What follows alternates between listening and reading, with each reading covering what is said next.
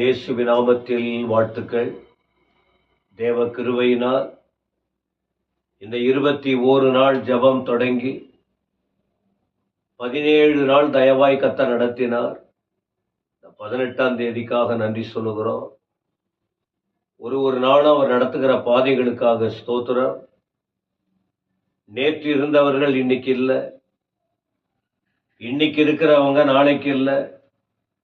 இப்படிப்பட்ட நிலையில் இந்த மாதம் தொடங்கி முதல் மாதம் கடந்து 2வது மாதத்துக்குள் வந்து 1ஆம் தேதி முதல் இதை கடவுளுக்கு மகிமையா இருக்க வேண்டும் என்ற எண்ணத்தோடு ஒரு 21 நாள், இந்த வருஷம் மட்டும் இல்லை, பல வருடங்களாக வருஷம் தேவனோடு நெருங்கி வாழ்வதற்கான சூழ்நிலையை உருவாக்கி இதை செய்து கொண்டிருக்கிறோம்.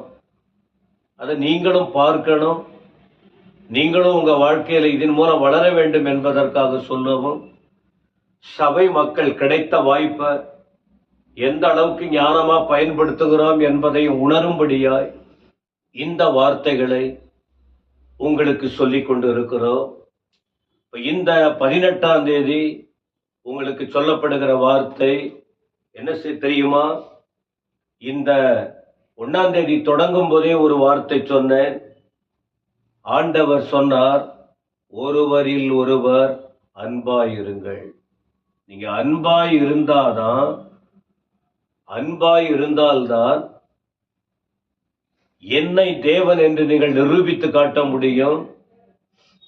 உங்கள் மூலமா அநேகர் என்னை அறிந்து கொள்வார்கள் என்று ஆண்டவர் சொன்ன வார்த்தையை நீங்கள் கேட்டீர்கள்.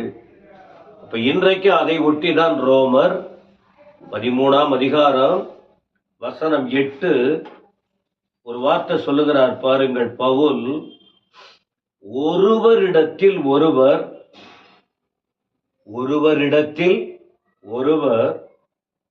அன்பு கூறுகிற கடனே அல்லாமல் மற்றொன்றிலும் ஒருவனுக்கும் கடன்படாதிருங்கள். பிறனிடத்தில் அன்பு கூறுகிறவன் நியாயப்பிரமாணத்தை நிறைவேற்றுகிறான். வார்த்தை படிச்ச எத்தனை பேர் கவனிக்கிறீங்க? இது ஒரு வார்த்தையும் வாழ்க்கைக்கு தேவையான அனுபவத்தை கற்றுக்கொள்ள, நல்லவர்களாய் வாழ, நல்லவர்களாய் மாற்ற போதுமான உபதேசங்களை, வார்த்தைகளை ஆண்டவர் எழுதி வைத்திருக்கிறார். அத உங்களுக்கு நாம சொல்லிக்கிட்டு இருக்கிறோம். அன்பு கூர்ந்தால் நீங்க என் பிள்ளைங்கன்னு புரிஞ்சுக்குவாங்கன்னு சொன்னவர் பவுல் மூலமா ஒண்ணு கற்றுக் கொடுக்கிறாரு. ஒருவரிடத்தில் ஒருவர் அன்பு கூறுங்க. சில நேரத்துல கடன் வாங்குவோம், அதெல்லாம் வாழ்க்கையின் அனுபவங்கள் போய்கிட்டு இருக்கு. கடன் வாங்கணுமா வாங்க கூடாதா, அது அன்றைய சூழ்நிலைக்கு ஏற்றபடி. ஆனா இங்க ஒரு முக்கியமான கருத்தை சொல்றாரு. நீ கடன்பட்டவன் அப்படின்னா எதிர மட்டும் இருக்கணும்? அன்பு கூறுகிற கடனை அல்லாமல் ஒருவரிடத்தில் ஒருவர் அன்பு கூறுவது, அது அந்த கடன் தான் இருக்கணும். மற்றொன்றிலும் ஒருவனுக்கும் கடன்படாதிருங்கள்.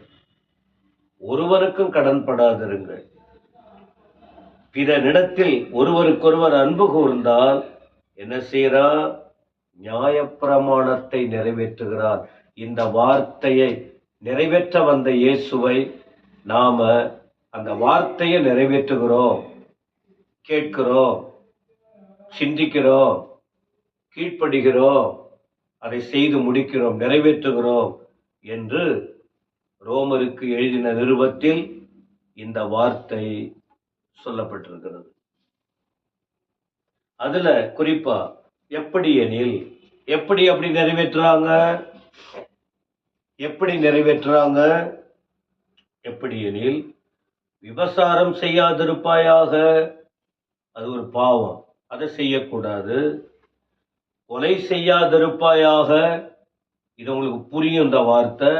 கொலை செய்யக்கூடாது. களவு செய்யாதிருப்பாயாக. பொய் சாட்சி சொல்லாதிருப்பாயாக என்கிற இந்த கற்பனைகளும் வேறே எந்த கற்பனையும் உன்னிடத்தில் நீ அன்பு கூறுவது போல பிறனிடத்திலும் அன்பு கூறுவாயாக என்கிற ஒரே வார்த்தையிலே தொகையாய் அடங்கி இருக்கிறது. முழுமையா அதுக்குள்ளதான் அடங்கி இருக்கு. விபச்சாரம், கொலை, களவு, பொய் சாட்சி, பிறர் பொருளை இச்சிக்கிறது, இதை விட வேறே கற்பனையும் முழுமையா எதில் அடங்கி இருக்குன்னா உன்னிடத்தில் நீ அன்பு கூறுவது போல. பொதுவா எல்லாருமே தங்களை நேசிப்பாங்க தானே. என் கையை உடைஞ்சு போகணும்னு யாரும் யோசிக்க மாட்டாங்க. என் குடும்பம் பிரிஞ்சு போகணும்னு யாரும் யோசிக்க மாட்டாங்க.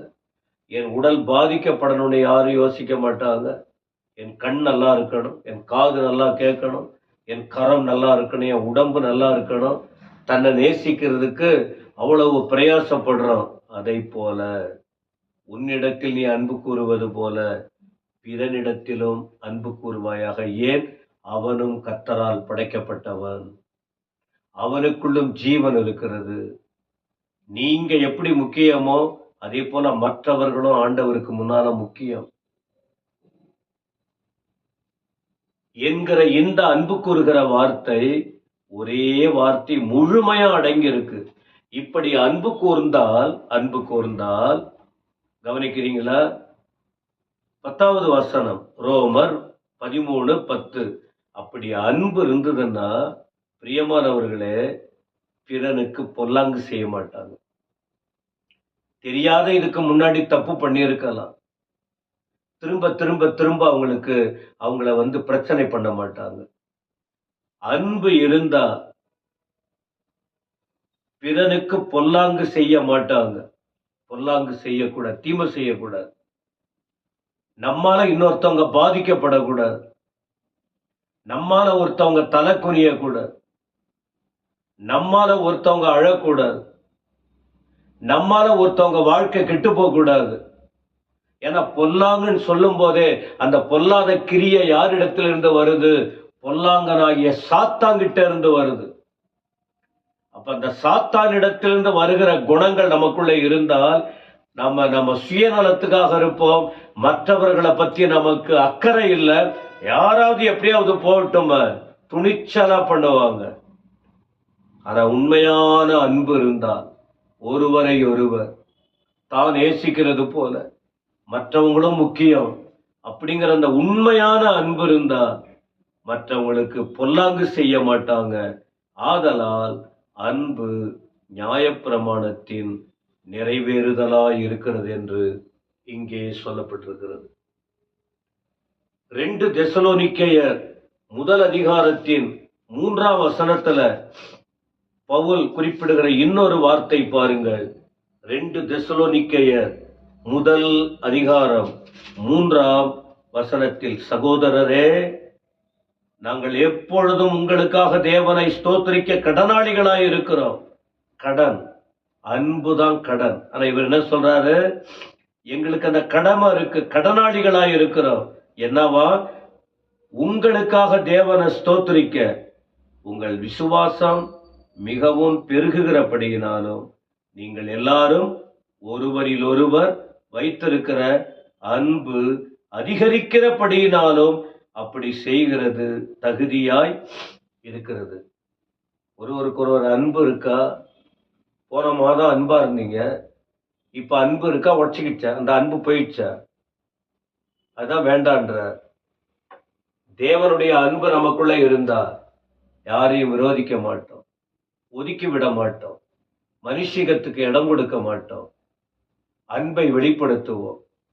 கிறிஸ்தவங்க கிறிஸ்து அப்படி யோசித்திருந்தா அநேகருடைய வாழ்க்கை என்ன இருக்கும்? கிறிஸ்துவை தெய்வமாய் ஏற்றுக்கொண்டவங்க கிறிஸ்துவை போல நாம மாற வேண்டும். அப்படி அவர் சொல்லுகிற வார்த்தை அந்த அன்பை குறித்து குறிப்பிடுகிறார். இப்படி அநேக வார்த்தைகள் உண்டு. நாளைய தினத்தில் அடுத்த இன்னும் சில வார்த்தைகளை பார்ப்போம்.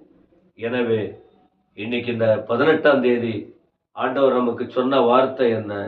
அன்பு கூறுங்கள். உன்னை எப்படி நேசிக்கிறியோ அப்படியே மற்றவிடத்திலும் அன்பு கூறுகிற கடன் இல்லாமல் வேறே ஒரு கடன் இருக்கக்கூடாது என்பதாக குறிப்பிடுகிறார். புதுசா வந்தவங்களுக்கு இந்த வார்த்தை தெரியாது. பல வருஷம் இயேசுவை தெய்வமா ஏற்றுக்கொண்டு வாழுகிறவங்க கண்டிப்பா இதை யோசிக்கணும், சிந்திக்கணும், வாழ்க்கையை கட்டி எழுப்பணும். இதெல்லாம் தேவராஜ்யத்தை கட்டுவதற்கு, உங்கள் குடும்பத்தை கட்டுவதற்கு, உங்கள் வாழ்க்கையை கட்டுவதற்குரிய போதனைகள். கேளுங்கள், கீழ்ப்படியுங்கள், கட்டப்பட்டு வாருங்கள். கர்த்தர் உங்களை ஆசீர்வதிப்பாராக. ஆமென்.